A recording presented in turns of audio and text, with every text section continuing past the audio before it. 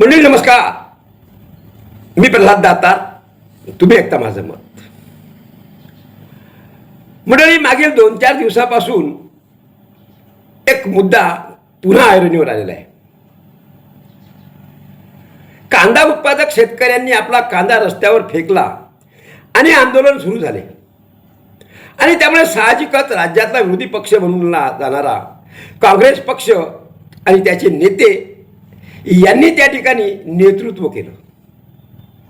आणि नेतृत्व करताना ज्यांनी ते नेतृत्व केलं ते महाराष्ट्र काँग्रेस कमिटीचे प्रदेशाध्यक्ष हर्षवर्धन सपकाळ यांनी त्या ठिकाणी जे काही वक्तव्य केलं, भाषण केलं किंवा कांदा उत्पादक शेतकऱ्यांच्या पाठीशी आपण आहो हे दाखवलं, तेव्हा त्यांनी देशाचे पंतप्रधान आणि राज्याचे मुख्यमंत्री या दोघांप्रतीही अपशब्द काढले.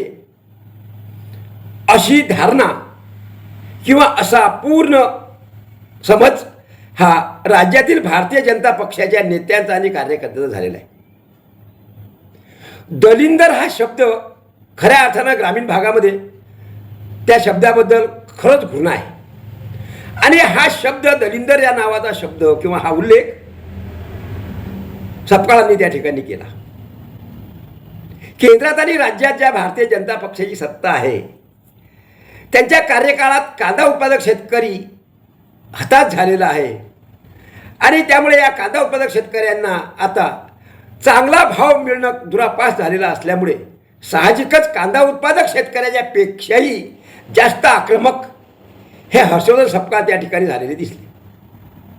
आणि मग त्यांनी बोलता बोलता भावनेच्या भरात जे काही वक्तव्य केलं,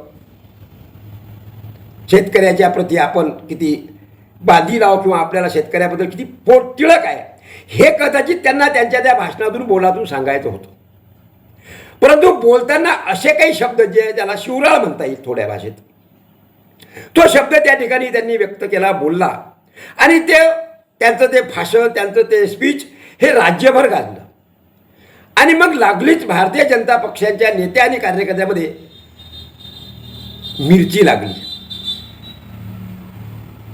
खडाखट सगळीकडे संदेश गेले आणि हर्षवर्धन सपकाळांना आता आपल्याला लवकरात लवकर कसं त्यांचं जबान किंवा त्यांनी बोललेलं वक्तव्य हे कसं खोडून टाकता येईल किंवा त्यासाठी त्यांच्यावर काय काय प्रहार करता येतील म्हणून भाजपाचे वक्ते प्रवक्ते हे उत्सुक झाले, ॲक्टिव्ह झाले.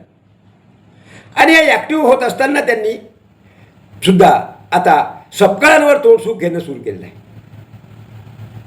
नारायण राणे यांच्या चिरंजीव यांनी तर अक्षरशः आजपर्यंत कित्येकांच्या जिभा छाटून टाकल्या आहेत. त्यांनी सुद्धा यावेळेस हर्षवर्धन सपकाळ यांची जीभ छाटून टाकली पाहिजे अशी प्रतिक्रिया देऊन वाहिन्यांसमोर आपलं तोंड सूक घेण्याचा प्रयत्न केला. तर दुसरीकडे राज्याचे कधी काळी मुख्यमंत्री प्रदेशाध्यक्ष असणारे बावनकुळे जे की आज मंत्री आहेत, महसूल मंत्री, त्यांनी तर त्याहीपेक्षा आपली जळजळीत प्रतिक्रिया व्यक्त केली की यापुढे हर्षवर्धन सपकाळांना आम्ही महाराष्ट्रभर फिरू देणार नाही. मंडळी, अशी जेव्हा एखादी व्यक्ती, कुठलीही व्यक्ती धमकी देते किंवा इशारा देते तर त्याचा अर्थ असा आहे सरळ सरळ,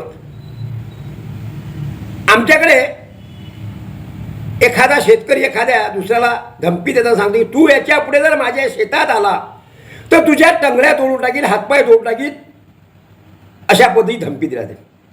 अर्थात ही धमकी तेव्हा दिल्या जाते की जेव्हा ती शेती, त्याचा सातबारा, त्याची मालकी ही त्या शेतकऱ्याच्या नावावर असते.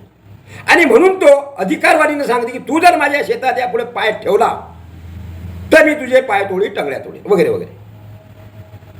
त्यामुळे मला आजकाल हे वाटून राहिलं की बावनकुळेंनी जी काही धमकी दिली काँग्रेसच्या नेत्याला, त्यामुळे असं वाटतं की राज्याचा, महाराष्ट्राचा सातबारा हा बावनकुळे यांच्या नावावर कधी झाला, की हा सख्खा महाराष्ट्र हा माझा आहे आणि माझ्या महाराष्ट्रात जर असं तू आमच्या नेत्याला किंवा आम्हाला कोणी बोलत असेल तर त्याला फिरू देणार नाही, पाय ठेवू देणार नाही, अशा पद्धतीची एक गर्भित धमकी ही बावनकुळेने दिलेली आहे.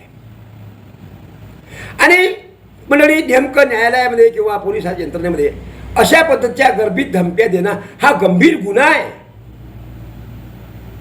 नारायण राणेंच्या चिरंजीवांनी जे काही वक्त केलं तो सुद्धा गंभीर गुन्हा आहे. राजकारणामध्ये लोकशाहीमध्ये तुम्ही एकमेकाच्या विरोधात बोलायचं, तोंडसूक घ्यायचं इथपर्यंत ठीक आहे, पण त्यानंतर तो अमुक बोलला म्हणून त्याला फिरू देणार नाही, त्याची जीभ हासळून टाकू, त्याची जीभ कापून टाकू, इथपर्यंत जर तुम्ही बोलल्या जात असेल तर ती तुम्ही त्याहीपेक्षा मोठी धमकी दिलेली आहे. मी हे एक बाब कबूल करतो की हसन सपकाळ यांनी भावनेच्या भरात बोलताना हसन सपकाळांना दलिंदर शब्द इतर शब्दसुद्धा वापरता आले असते, परंतु त्यांच्या तोंडून तो शब्द निघून गेल्यानंतर त्या शब्दाची जे काही पुढे पुढे अपभ्रंश झाले आणि त्यावर जेव्हा भारतीय जनता पक्षाचे नेते आणि पदाधिकारी जेव्हा आक्रमक होतात तेव्हा सरकार तुमचं, केंद्र तुमचं, राज्य तुमचं, कांद्याला भाव देण्याची जबाबदारी तुमची, कांदा उत्पादक शेतकऱ्यांना वाऱ्यावर न सोडण्याची जबाबदारी तुमची. एकीकडे मुख्यमंत्री म्हणतात की कांदा उत्पादक शेतकऱ्यांना आम्ही वाऱ्यावर सोडणार नाही, आणि त्याच अनुषंगानं जर तिथं आंदोलन होत असेल, रस्त्यावर कांदा फेकला जात असेल आणि तिथं जर विरोधी पक्ष म्हणून काही कोणी बोलत असेल तर त्याची जीभ हासडून टाकायची, जीभ कापून टाकायची आणि त्याला महाराष्ट्राभर फिरू द्यायचं नाही. म्हणजे कधी तुमच्या नावावर हा सातबारा झाला? हा अधिकार तुम्हाला कोणी दिला? लोकशाहीमध्ये हा अधिकार तुम्हाला कोणी दिला? त्यामुळे अशा ठिकाणी या दोन्ही नेत्यांनी केलेलं वक्तव्य किंवा अजूनही भारतीय जनता पक्षाचे काही पदाधिकारी हे हसन सपकाळ यांना त्याचा पाणउतारा करण्याच्या म्हणजे इराद्यात आहेत किंवा ते सोडणार नाहीत. मंडळी, मला हे म्हणायचं आहे की राज्यामध्ये अनेक समस्या आहेत आणि त्या समस्येवर विरोधी पक्ष खऱ्या अर्थानं पॉवरफुल नाही. राज्यातल्या विविध संघटना ह्यासुद्धा आजकाल सरकारविरोधी बोलायला तयार नाहीत आणि सरकारविरोधी जो बोलेल तो देशद्रोही म्हटल्या जाते, त्याच्यावर देशद्रोहाचे गुन्हे मारले जात असतात.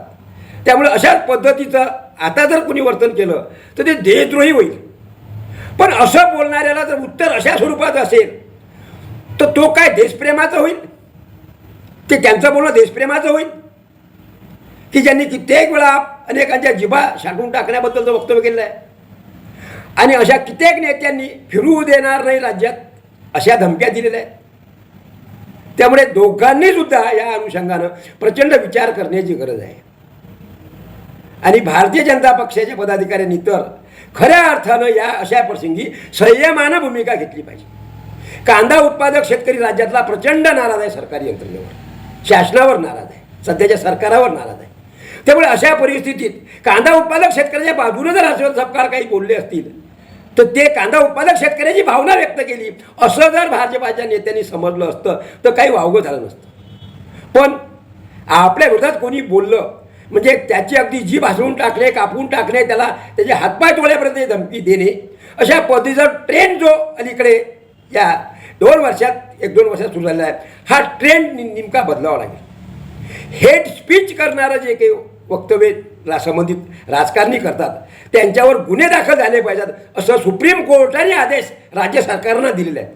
पण राज्य सरकारातले मंत्रीच आज अशा पद्धतीनं जर बोलत असतील तर हा खऱ्या अर्थानं सुप्रीम कोर्ट किंवा न्यायव्यवस्थेचा अवमान या ठिकाणी झालेला आहे. मंडळी, मी माझं मत व्यक्त केलं. तुम्हाला काय वाटते? आपण सुद्धा आपली प्रतिक्रिया व्यक्त करू शकता. आज आणि आता इथं थांबू. पुन्हा उद्या भेटू या अनुषंगानं. तोपर्यंत नमस्कार.